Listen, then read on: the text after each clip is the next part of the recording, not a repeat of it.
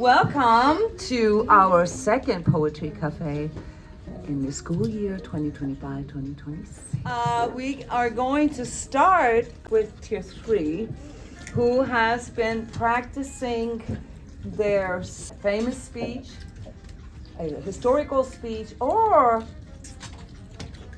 a custom speech. Okay, who wants to volunteer? Siri, I love that you're volunteering. Give a big hand to Siri. It is so scary to come out here and be the first one. Right. Get a little closer.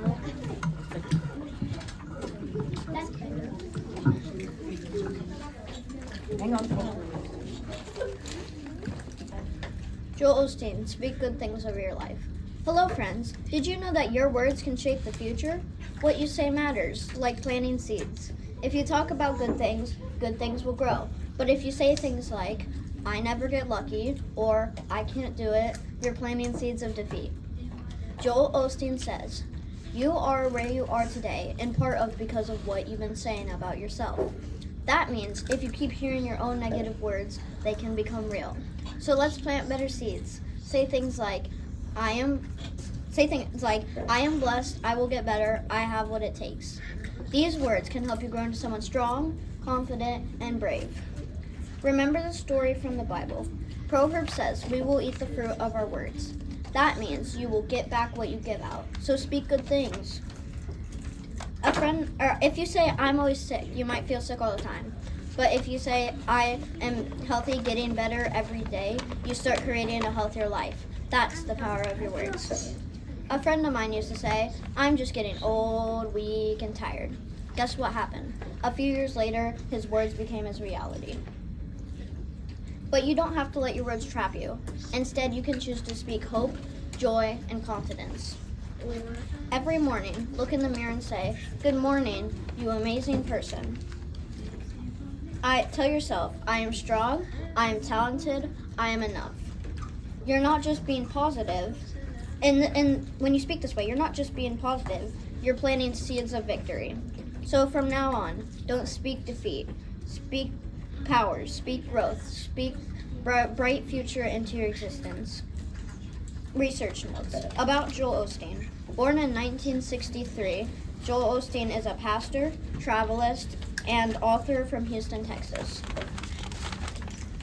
He is a senior pastor of Lakewood Church, one of the largest churches in the United States. Known for his uplifting motivational style, focusing on hope and the power of words. Your words become your reality. Choose them well. Thank you. Wow.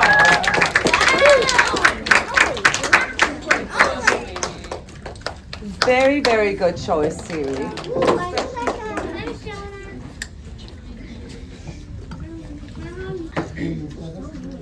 Hi, I am Grant, and my speech today is going to be about the Ronald Reagan Tear Down This Wall speech, because at the time, in the 1900s, there was this big wall called the Berlin Wall, and it separated the German side of Germany and like where Berlin was, if that makes sense. Okay.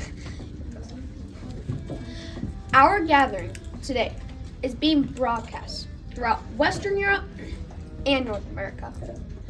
I understand that is being seen and heard as well in the East. To those listening throughout Eastern Europe, a special word. Although I cannot be with you, I address my remarks to you just as surely as to those standing here before me. For I join you, as I join your fellow countrymen in the West, in this firm, this unalterable belief.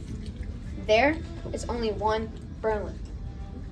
Behind me stands a wall that encircles the three sectors of this city, part of a vast system of barriers that divides the entire continent of Europe. From the Baltic south, those barriers cut across Germany in a gash of barbed wire, concrete, dog runs, and guard towers. Farther south, there may be no obvious wall. But there remain armed guards and checkpoints. All the same, still a restriction on the right to travel. Still an instrument to impose upon ordinary men and women the will of a totalitarian state. Yet, it is here in Berlin where the wall emerges most clearly.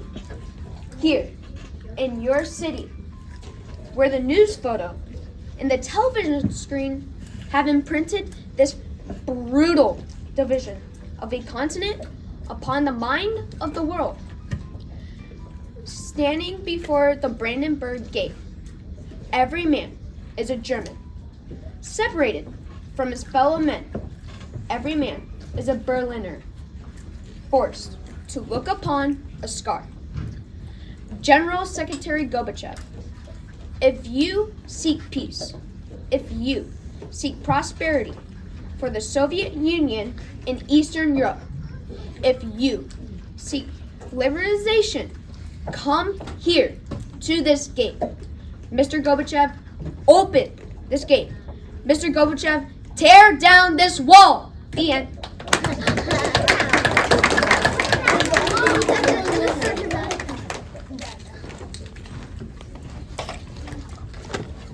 Hello everyone, I am Emily, and I chose the first inaugural speech by Abraham Lincoln because I thought that it was a cool thing to learn a speech that was less known, like tear down that wall. Okay, here goes nothing. In compliance with a custom as old as the government itself, I appear before you to address you briefly and to take in your presence the oath prescribed by the Constitution of the United States to be taken by the President before he enters on the execution of this office. I do not consider it necessary at present for me to discuss those matters of administration about which there is no special anxiety or excitement. Apprehension seems to exist among the people of the southern states that by the accession of a Republican administration, their property and their peace and personal security are to be endangered. There has never been any reasonable cause for such apprehension. Indeed, the most conclusive evidence to the contrary has all the while existed and been open to their inspection. It is found in nearly all the published speeches of him who now addresses you. I do but quote from one of those speeches when I declare that I have no purpose, directly or indirectly, to interfere with the institution of slavery in the states where it exists. I believe I have no lawful right to do so, and I have no inclination to do so. Those who nominated me did so with full knowledge that I had made this and many similar declarations, and I never recanted them. And more than this, they placed on the platform for my acceptance and as a law to themselves and to me the clear and empathetic resolution which I now read. Resolved, that the maintenance and violate the rights of the states, and especially the rights of each state to maintain and control its own domestic institutions, according to its own judgment exclusively, is essential to that balance of power on which the perfection and endurance of our political fabric depend. And we denounce a lawless invasion by armed forces of the soil of any state or territory, no matter what pretext, as among the gravest of crimes. I now reiterate these sentiments, and in doing so, I only press upon the public attention the most conclusive evidence to the contrary. The end.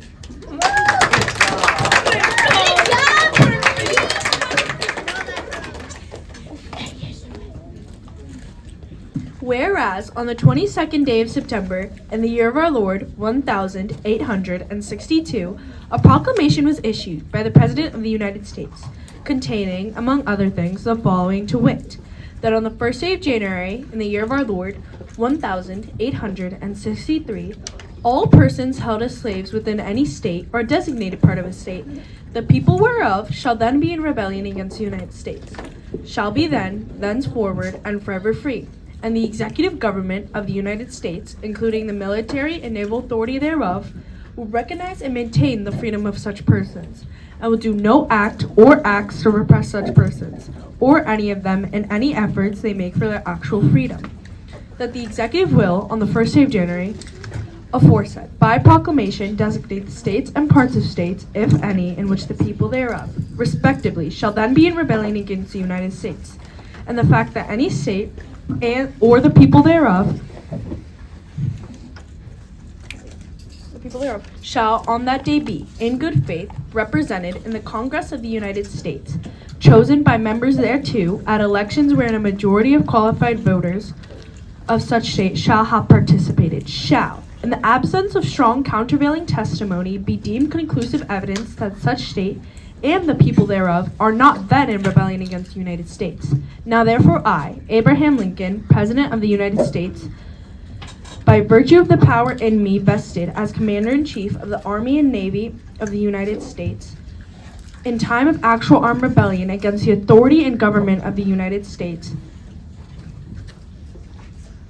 and as a fit and necessary war measure for suppressing said rebellion, do, on this first day of January, in the year of our Lord, 1863, and in accordance with my purpose to do so, publicly proclaim for the full period of 100 days, and this day, first mentioned above, from the day first above mentioned, order and designate the states and parts of states wherein the people thereof, respectively, are this day in rebellion against the United States, the following to wit: Arkansas, Texas, Louisiana, except the parishes of St. Bernard, Plaquemines, Jefferson, St. John, St. Charles, St. James Assumption, Terrebonne, Lafourche, St. Mary, St. Martin, and Orleans, including the city of New Orleans, Mississippi, Alabama, and Florida. The end.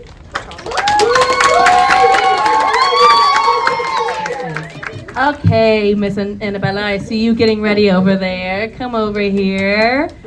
Okay, let's give her a hand. I think this might be a little too tall for me. My name's Annabella, and I made my own speech, and it's about Elizabeth Hamilton. Today I want to tell you about a woman who helped shape America, even though her name isn't in most history books. Her name was Elizabeth Schuyler Hamilton, but most people called her Eliza. You've probably heard of her husband, Alexander Hamilton.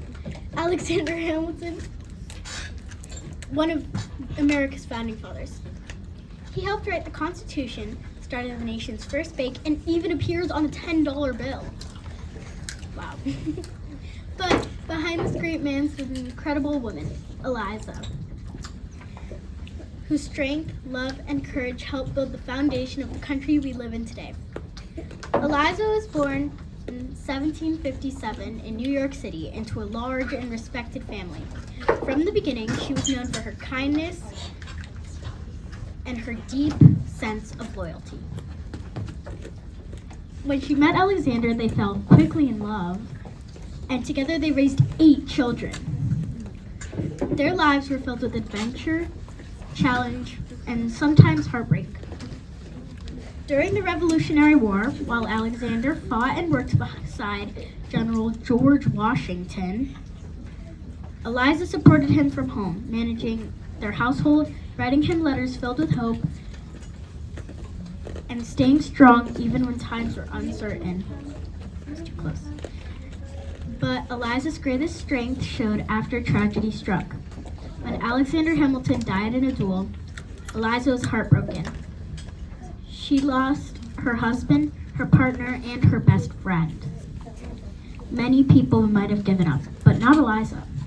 Instead, she decided to dedicate the rest of her life to preserving his legacy and serving others. She collected his writings, organized his papers, and made sure that future generations would remember his work and his vision for America. Because of Eliza, we know so much of Hamilton's story today. But that wasn't all she did. Eliza also looked beyond her own pain to help those in need. She co-founded the first private orphanage in New York City, and for more than 40 years, she helped care for hundreds of children. She didn't just raise money. She visited them, taught them, and made sure that they felt loved. Eliza Hamilton lived to be 97 years old. That's almost a century of courage, compassion, and contribution.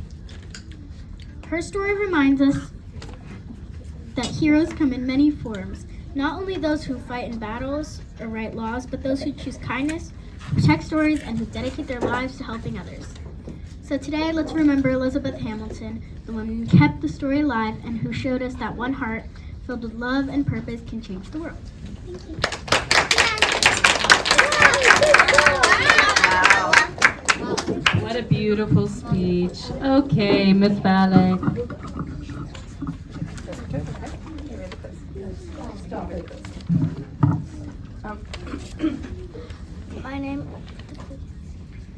My name is Vale, and I'm gonna tell you the story about Kennedy inaugural. In the day of January 20, 1961, a few days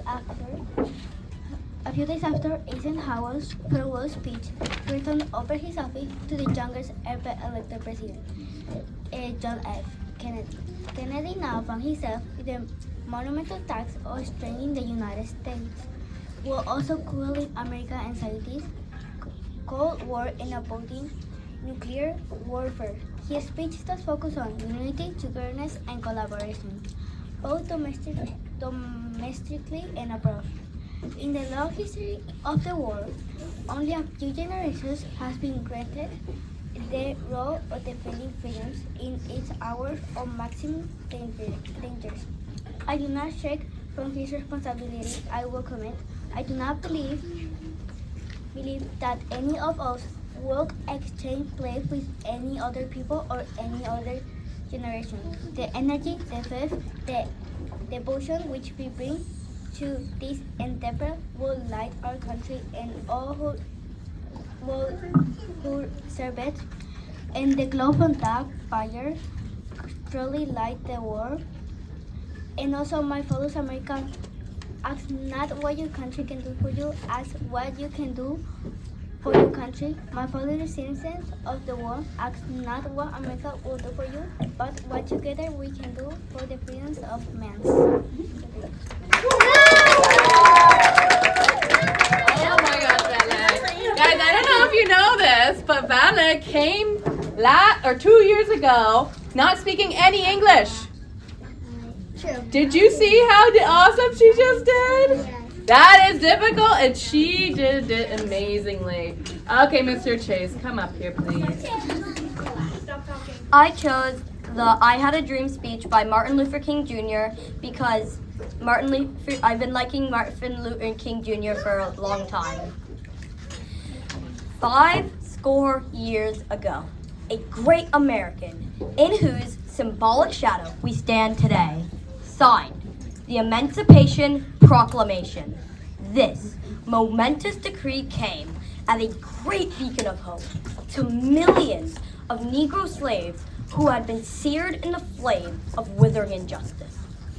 It came as a joyous daybreak to end the long night of their captivity. But 100 years later, the Negro is still not free. 100 years later, the life of a Negro is still sadly crippled by the mantle of segregation and the chains of discrimination.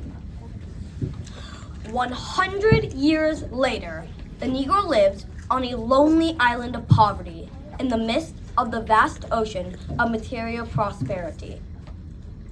100 years later, the Negro is still languished in the corners of American society and finds himself in exile to his own land. So we've come here to cash a check. When the architects of our republic wrote the magnificent words of the Constitution and the Declaration of Independence, they were signing a promissory note that all men were to far heir. This was a promise that all men, yes, black men, as well as white men, would be gifted the unalienable rights of life, liberty, and the pursuit of happiness. We must forever conduct our struggles on a high plane of dignity and discipline. We must not allow our creative protest degenerate into physical violence. With this marvelous new militancy that has engulfed the Negro community must not allow us to distrust all white people. For many of our white brothers, as evidenced by their presence here today, have realized that their destiny is tied up with our destiny. That's it.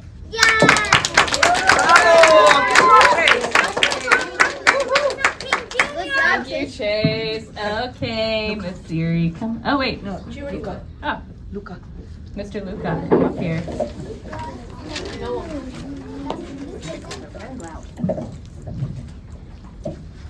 Hi, my name's Luca. I chose Steve Jobs because he invented Apple, which is, we use that every day. The technology that we use. So here I go. Steve Jobs, one of the people who created Apple, the company that makes iPhones and iPads. Before he was famous, he was just a person that made mistakes and had to figure things out. A famous speech shared 3 important lessons. The first is about connecting the dots. Jobs took a calligraphy class, which is a fancy way of doing handwriting in college. Seemed random, but years later, when he was creating the first Mac computer, he remembered that we had learned that day. It helped him design the fonts of computers today. You don't always know why you're learning something new, but later you'll see how everything connects to help you get where you are today. The second lesson is about loving what you do. After working really hard and being super successful, Steve Jobs actually fired from his own company, Apple. It was a huge disappointment, but he said being fired was the best thing that ever happened to him. It allowed him to start fresh and work on new projects. He bought Pixar Studio, which made Toy Story, Finding Nemo, Cars, and many others. When you truly love what you do, you should never settle for anything less.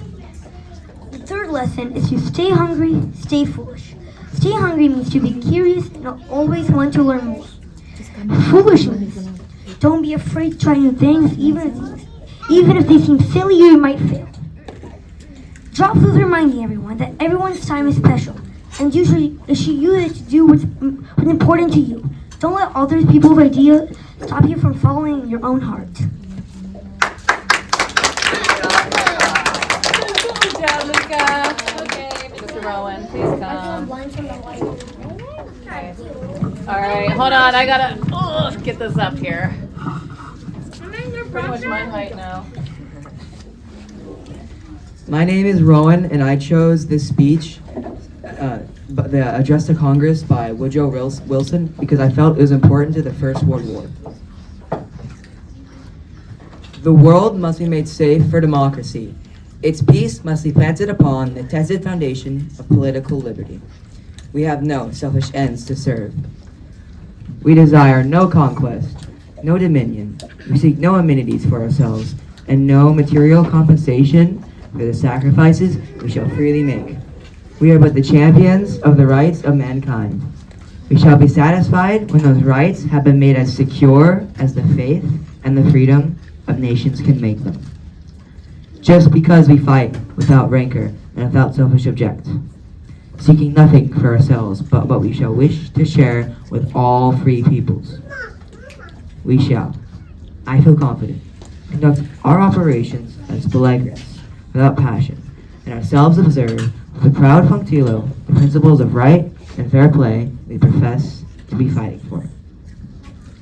It will be all the easier for us to conduct ourselves as belligerents in the high spirit of right and fairness, because we act without uneasiness, not an enmity towards the people, or with any desire to bring injury or disadvantage upon them, but in armed opposition to an irresponsible government that has thrown aside all considerations of right and humanity and is running amok. We are, let me say again, the sincere friends of the German people, and wish nothing more than the early re-establishment of the intimate relations and mutual advantage between us. However, hard it may be for them to think that this is spoken from our hearts. We have borne with their present government through these bitter months because of that friendship exercising, a patience and forbearance that otherwise would have been impossible. We shall, happily, still have an opportunity to prove that friendship in our daily attitude and actions towards the millions of men and women of German birth and native sympathy who live among us and share our lives, and should be proud to prove it towards all who are in fact loyal to their neighbors and to the government in the hour of test. They are, most of them, as true and loyal Americans as if they'd never known any other fealty or allegiance.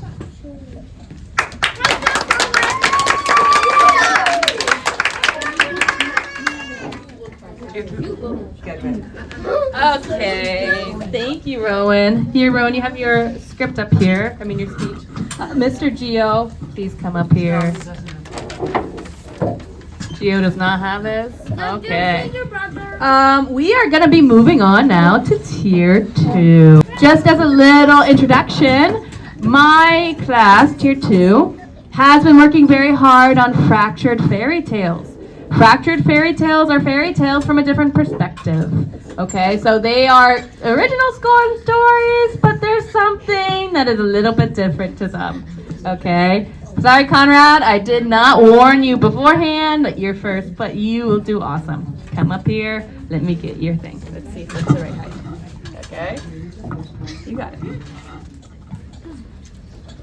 My name is Conrad, and I'm doing a story about Gruff and the Three Billy Goats, and I'm retelling it from the Three Billy Goats Gruff.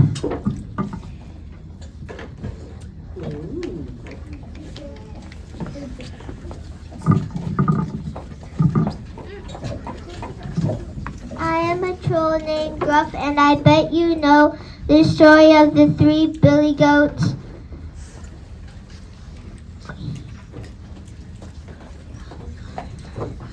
But it's not entirely true. This is the true story. I was just minding my own business, eating some goat bones, when suddenly I heard goat hooves. There was a little goat, and he tried to trick me. He said, "I am too small for a big troll like you." I replied, "You're right." Then there was another goat. He said, "I am too tough and muscly for you. You should wait for my brother is coming. You should wait for him." Then I saw a big goat coming towards me. He pushed me into the water. I asked him, "Why did you push me?" He said, "I thought that you were gonna eat me." I answered back, "All you had to do is ask me if you can cross the bridge.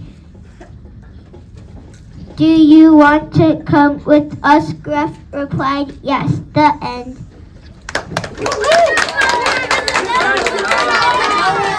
Good job, Conrad. Okay. Grayson, are you ready, sweetie? I am. Okay.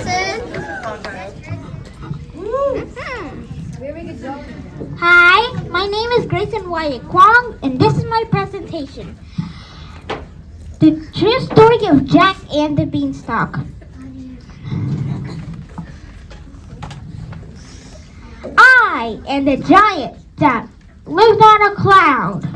I saw a boy down there.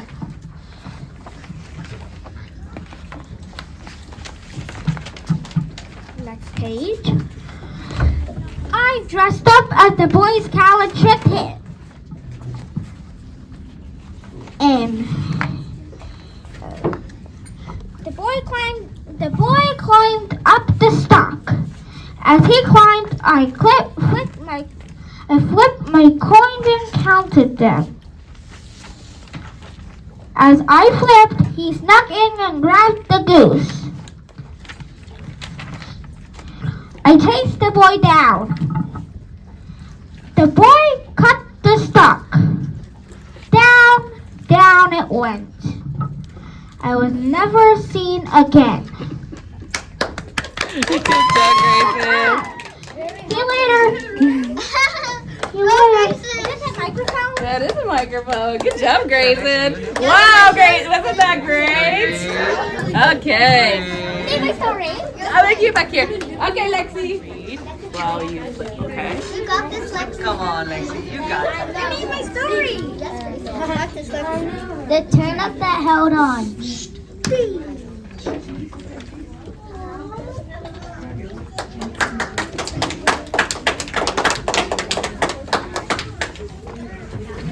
One day a farmer planted a turnip seed and went to bed. In the middle of the night the turnip said, I will grow my roots so big and strong, no one will pull me out. When it was morning, the farmer went to check on the turnip. He couldn't believe his eyes. It grew so big that he couldn't pull it out of the ground. Ha ha, said the turnip. They will never be able to get me. The farmer's wife came out of the house, and the farmer said, come help me pull this turnip out. Oh no, I need to hold on so they don't get me out, thought the turnip. The farmer's wife went to help. The wife pulled on the farmer pulled on the turnip, but the turnip did not come out. The turnip thought that he succeeded, but then the farmer's son came out from playing and went to help.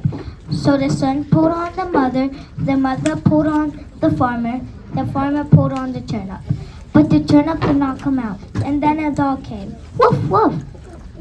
He always digs. He can maybe dig out the turnip. The dog pulled on the son pulled on the mother pulled on the turnip. But the turnip did not come out.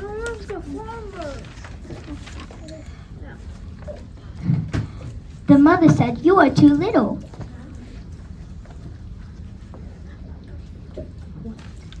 Oh, then a little mouse came. Squeak, squeak. The mother said, you can help, you are too little. But the mouse helped anyway. So the mouse pulls on the dog pulls on the mother pulls on... No, the mouse pulls on the dog pulls on the son pulls on the mother pulls on the farmer. Pop, ouch, said the turnip. The turnip was scared to be eaten. The turnip said, how about we just be friends? And everyone agreed. They lived happily ever after. The end.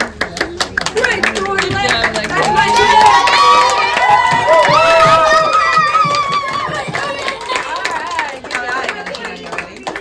Alright, Valentina, please come up here. You're gonna read while you play. Alright, boys and girls. Hi, my name is Valentina von Schmeling, and today I'm going to be reading Little Red and the Innocent Wolf, a retelling from Little Red Riding Hood. A wolf is innocent. It's always innocent. Wait.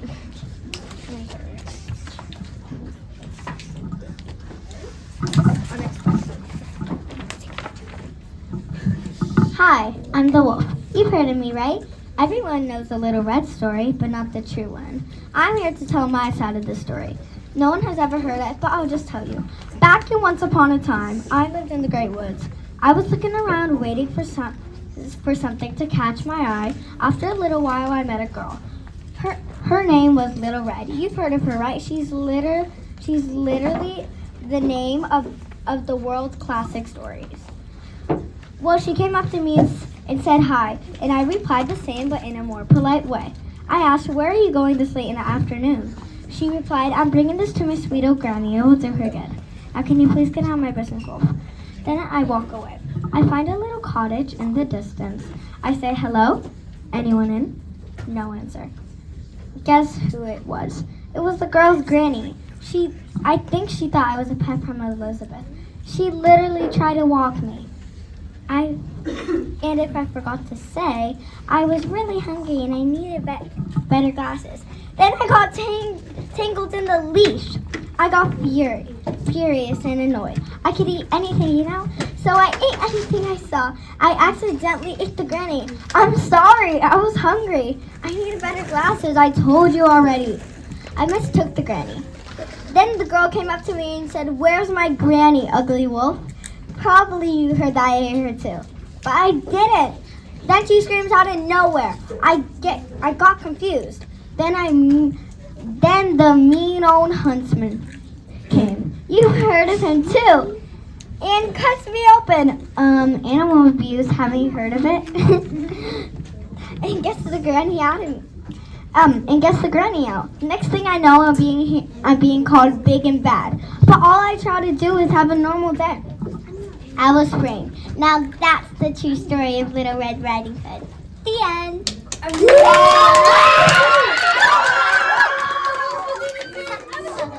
Hey guys, a little while, but good job, Valentina. Okay, this is a little bit, gonna be a little change. Right now, we're actually going to be having a virtual guest. So if everyone can have an eye over here onto the TV, because there's a couple students that were not able to come. So we're going to virtually call them in. Okay, so you can begin now. My name is Creed Everett Dent Dassery. And my story's name is The Gingerbread versus the Farmer and the Fox. There once was a farmer that was cooking a gingerbread cookie, and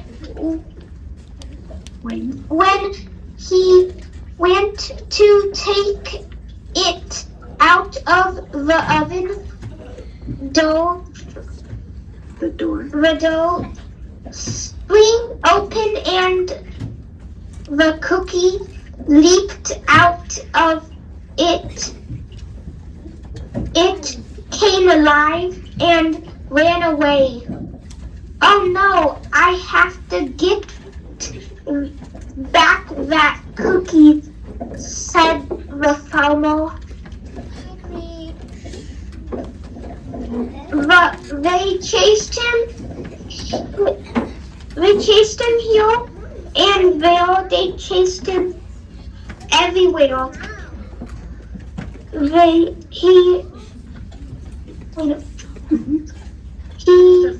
The farmer trapped the cookie. "Ha ha, got you."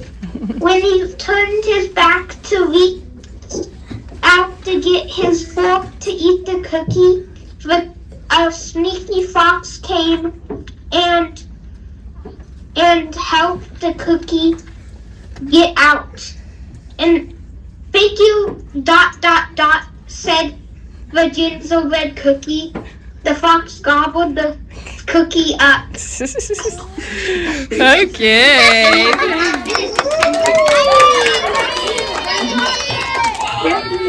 Thank you. Okay. Who are you calling Zuri? Okay. Go. Do you see Miss Jim? Can you ask her what Wait. It's like you're using the help in front of people. The next one is... Hello, can you hear us? I can, and we're here. I'm gonna pass it to Okay, here, Anna, let me get you set up.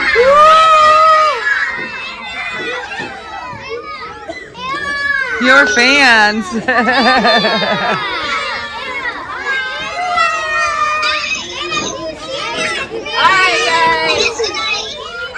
Alright, Anna, so please introduce yourself, tell what your title is, and then you can start and read your story. Okay. So, my title is The Little Girl and the Mean Stepmom. And the story goes, there once was a girl who was born, and her father left her, and she went with a nice stepmom who was welcome her, but she started to fool everyone and made a trick and pretended to be a maiden and said she's me. Then after her, the prince believed her, but then the stepmom found proof as in a video proof, and then her daughter got married with the prince, and she went to jail, and that's that. Wow. Oh my god. Wow. That's great. Okay, that's done. Wow, guys, give Miss Anna a hand. Okay, we miss you, Anna. We will see you again, hopefully on Monday. Okay, now we are back to normal production here. Okay. Let's focus. Mr. Kai is coming up here. Okay, guys, please be quiet and respectful. Wait 1 second. Okay, everyone quiet, please. I'm retelling Jack and the Beanstalk, the true story of Jack the Jerk. By Kai Wolf.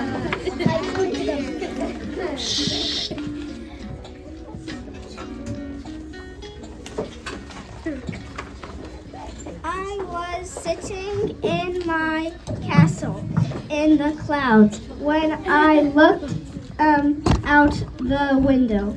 I saw a scrumdiddlyicious child, so I dressed up as an old man to trick him. I gave him some magical beans, hoping he would climb.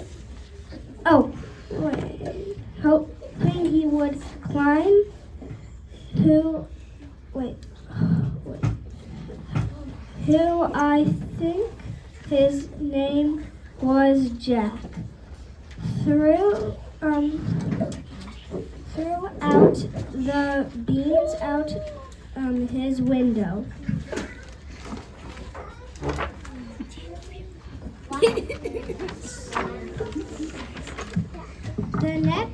The next day, the plants grew so tall. Out of curiosity,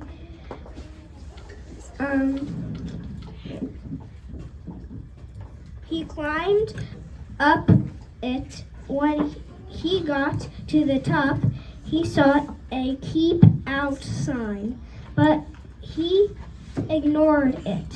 When he cracked the door open, looked at me, and realized that he had met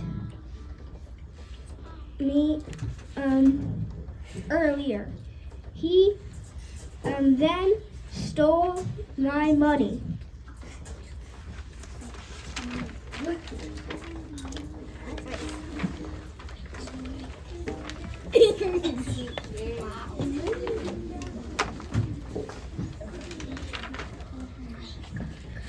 And ran out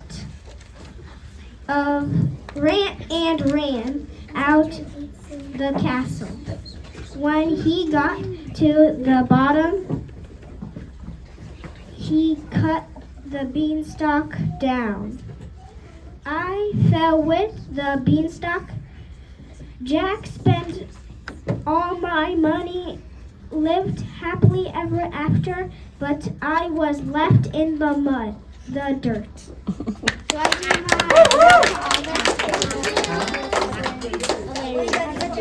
Okay, here, Kai, we'll take this from you. Kylie, can you come up here now, please?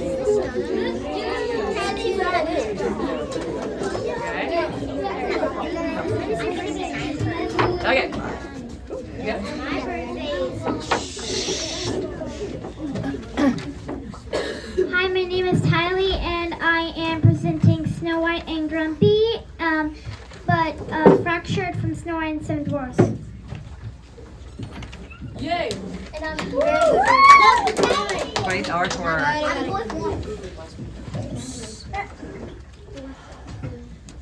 Hi, I'm Grumpy. I have 6 brothers: Happy, Doc, Sneezy, Bashful, and Sleepy, and Dopey, and one more person, Snow White. Oh, I hate her. It all started in the mines where we were finding the diamonds. Then it was time to go home.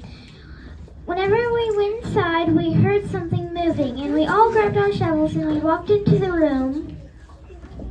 And there she was. And there she was in my bed. My brothers woke her up while I just stood to the side. She told us how her stepmother tried to kill her, and this was the only shelter she had. I listened, but I was going to say, "Kid, you can't stay here." But my brothers said, "You can stay here." Later, I stayed up and put her bed into the river. Then I went to bed. Done. The next day, my brothers woke up except Snow White. They went to wake her up and realized she wasn't there. On the other hand, Snow White woke up and said, "Good morning. Wait, I'm not at the cottage." And luckily there was a big rock.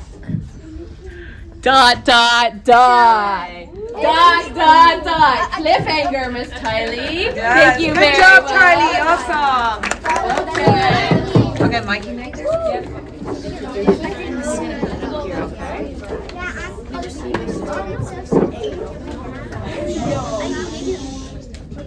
Today I'm gonna be presenting the real story of the tortoise and the hare. This is a retelling of the tortoise and hare. I am the tortoise. I lost the race. Everyone said I was making fun of the turtle, but really I just wanted to race with my friend. The first thing I knew was Fishy when he put on turbo shoes. I thought they were running shoes, but he ran so fast. He ran a mile at the speed of light. I hopped as fast as I could. When I saw my friend, he threw a carrot at me. When the audience thought I was sleeping, I was actually recovering. And a while later, I confronted him and asked why he cheated. The turtle hugged me and ended up sharing the prize. It's not about winning, it's about having fun. Can we still be friends? Asked the turtle. Of course, I forgive you, replied the rabbit. Good job, Mikey. Everett, come up here, sweetie. Sorry. Lexi.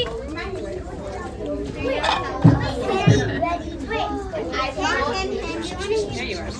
Okay, so introduce it. Okay, and then you're gonna put it here. Hello, my name is Everett Kwong. Everett Wing Kwong, and today I will be presenting the true story of Peter Pan.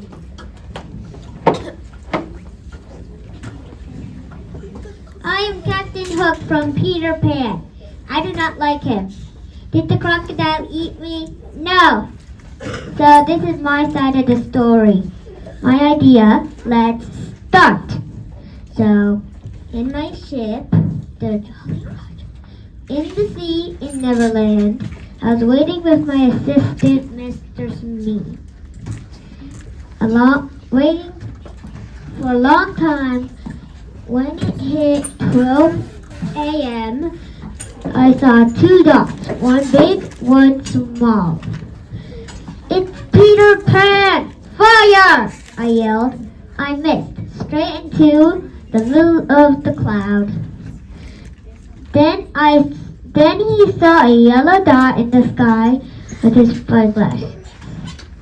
Yes, Tinkerbell, finally, at last, I said. If I can get her, I can fly like Peter Pan. Then I can be king of the sky, and Peter Pan can be my advisor. I must capture her.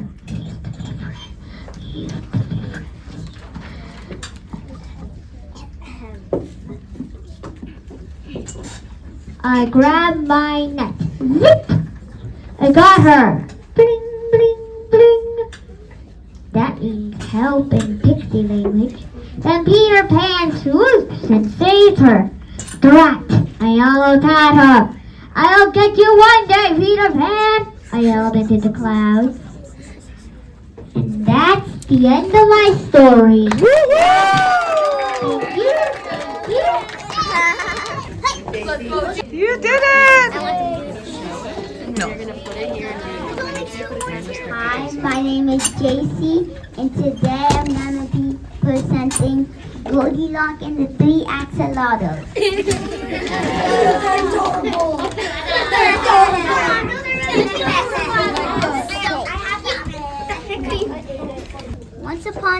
Once upon a time,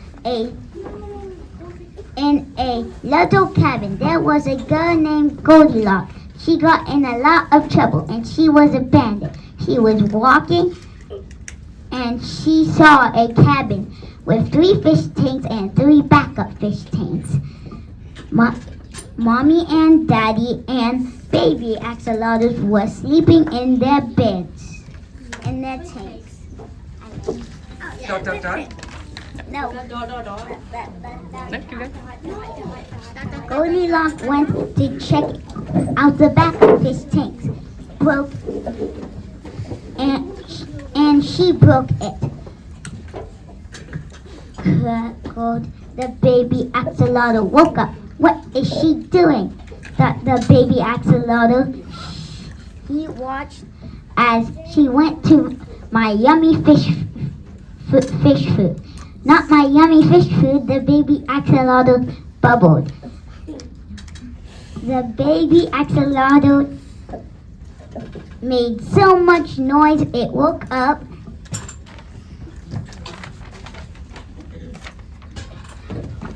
the mommy and daddy. Look, the baby axolotl said, that girl is breaking our stuff. She may just need a home. Let's ask her. Hello, girl. What are you doing here? She replied, oh, I'm sorry. I was just lonely and I saw your beautiful house. How about you come live with us? Shouted the baby. Baby axolotl. Oh, I will love that. Thank you. We now have Miss Mila, and this is her first ever Poetry Cafe. She's a little bit nervous, but I know that she's gonna do great. Come up here, Mila.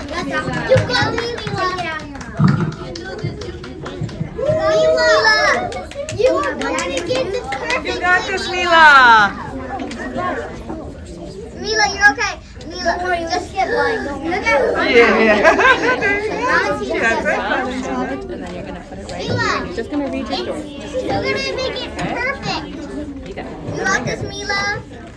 Hi, my name is Mila, and I'm going to be retelling Rapunzel. You probably heard about Rapunzel, but you haven't heard my side of the story. My name is the so-called bad villain Mother Gothel. You can decide if that's the case after you hear my side.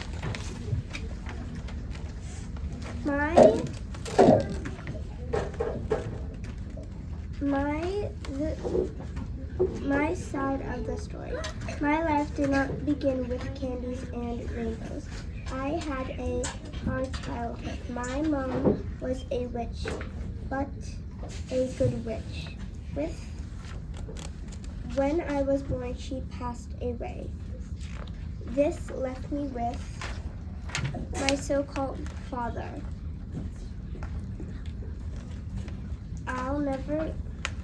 But he ran away when I turned 8 years old. I'll never forget his last words. He said, "You are 8 years old. You can fend for yourself." The next few years were rough and lonely. When I became an adult, all I wanted was a love and a child.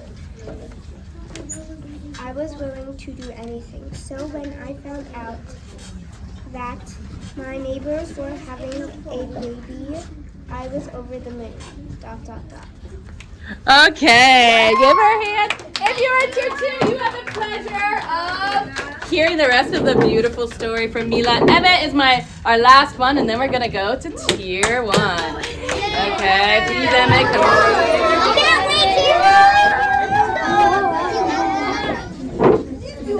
Okay, everyone.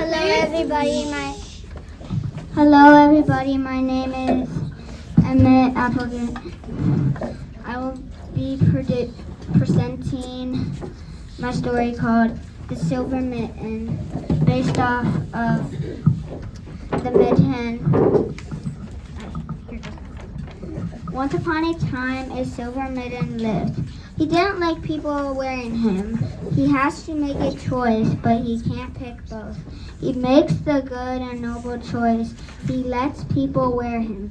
The people are not mean anymore. They turned happy. Now I let animals get warm and me. Through the mitten, first came a mouse, then came a bunny, next comes a fox. He is a bit mischievous.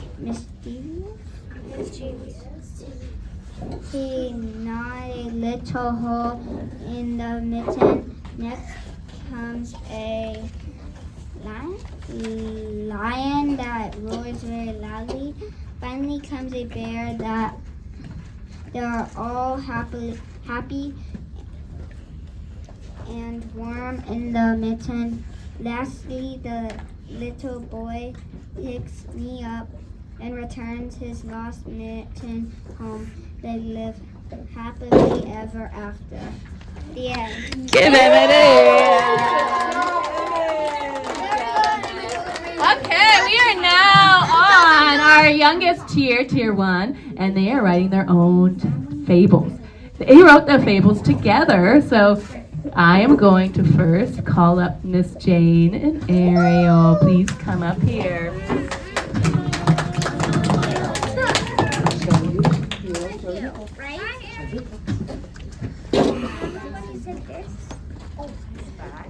And this is a very special occasion for Jane because this is the first time she ever has to read anything in public. All right, guys, so I hope that you're all going to be very supportive. Okay, who is going first? I think Ariel is going first. Okay, so you have to read the title, yes, and the author. Arctic Twins by Ariel and Jane. Mama fox had little baby foxes. They were Arctics and they were named Aurora and Calistia, and they were 2 years old. Mama called them Aurora and Aurora Cali. Aurora said, "Hey Mom, can we go outside?" But Mama said no. Aurora asked why.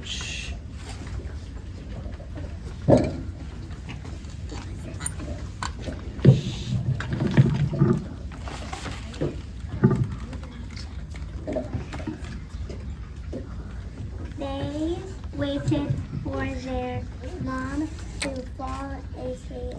Then they went outside. It was hotter than normal. They wandered around until they found a cold area to sleep for the night. In the morning, their mom was worrying for her kids. In the meantime, the twins played at the frozen lake.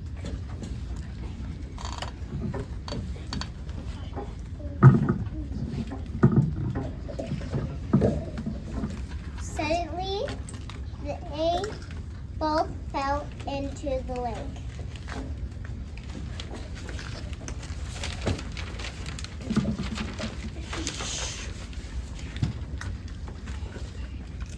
Then they saw their dad, and he helped his kids. Then they went home. Their mom was so happy. Mom said to her twins, do not do this again.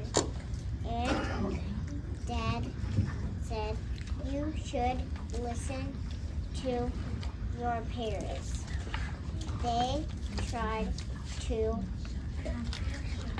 protect you.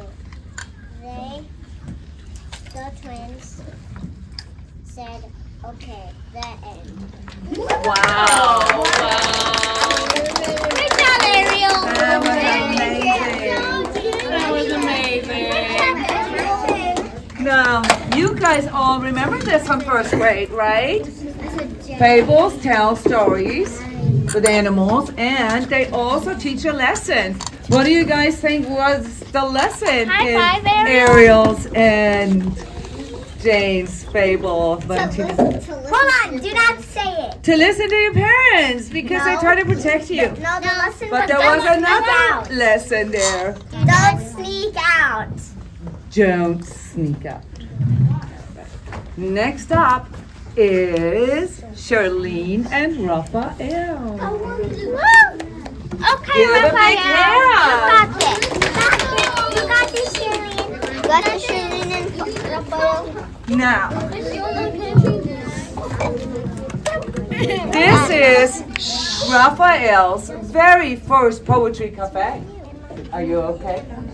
Take a deep breath. Charlene, you already know what's coming. You're going second. And Raphael is going first. Before you start reading, show everyone your beautiful booklets, okay? The story takes place at the beach with real sand and real seashells. And the story is called, Raphael, The dog and his friends. The Dog and His Friends. The dog and his friends by Raphael and Charlene. There once were a dog, a cat, and a horse. I'm the fastest dog in the world, dog said. I won a race, cat said. In the race, the cat won. I won, the cat said, shouted. The horse said, the dog replied, okay, let's be good friends. I won. No, I won. No, I won. Sound familiar, guys? All right. I won. No, I won. Riding is not good, the horse said. The dog replied, okay, let's be good friends. Then they listened to the horse and started playing together nicely. The end.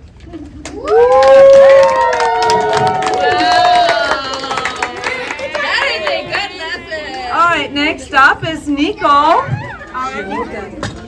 Show your booklet first. Hi, my name is Nico, and my title is from Sleepy War by Nico. It was a peaceful night, and the squirrel suddenly heard loud voices arguing. He saw Owl and Bat arguing over a hole in the tree. What's going on? Squirrel asked. Owl and Bat wanted to sleep in the same hole. Squirrel had an idea. Let's flip a coin. If it's heads, Owl gets the hole. If it's tails, Bat gets the hole.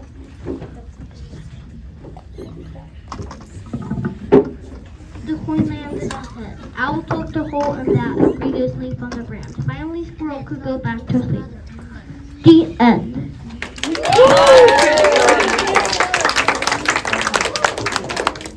Go play. All right, next up is Kobe. And Kobe's partner, he'll hold your story, honey. Hold your story. Show it. Okay, show it around. His partner, Addie, is not here today, so I'm going to pretend to be Addie, okay? Okay, show you the story and then tell them what it's called. The turtle and his friends. All right, we're gonna read together, okay? Once there was a bunny who lived at the beach. Lived at the beach. Her name was Her name was Diana. one day. One day, Her best friend her best friend Layla, Layla the white horse, came to visit. She brought three She cookies. brought 3 cookies. Then Max the turtle Max the turtle came out of his house next door. came out his house next door. He saw the cookies and really wanted to have one.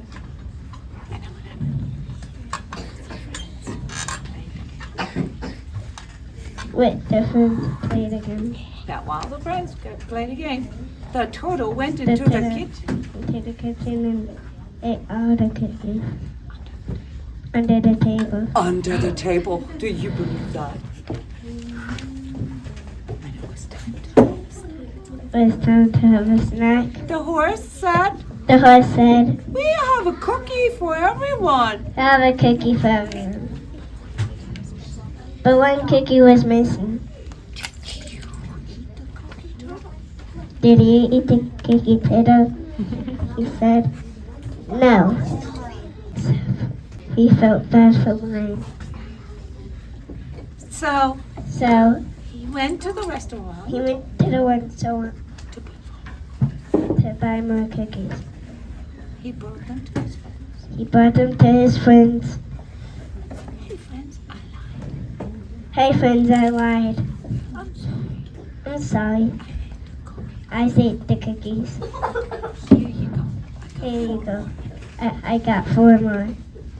Diana and Layla said, Diana- "We forgive you." Diana and Layla said, we forgive you. Thank you for telling the truth. Thank you for telling the truth. And they all ate 2 cookies each. They all ate the cookies each. The end.